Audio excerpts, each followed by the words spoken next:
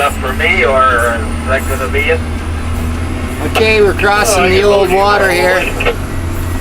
Yep, okay.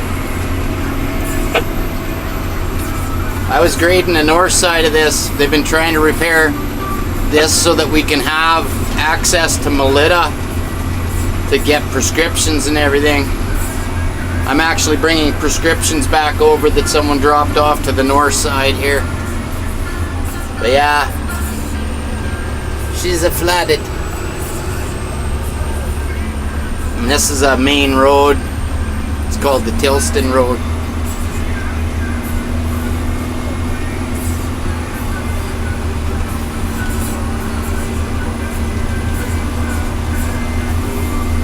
But it's not my machine.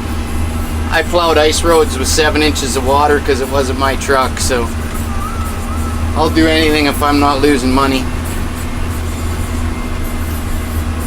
This is the part where my front tires got shifted over this morning. So I'm a little nervous here, but if the camera goes down real quick, I'm going swimming. She's pouring into the trees there. Looks like she's going to be a successful trip without any wheel slippage at all. Video over.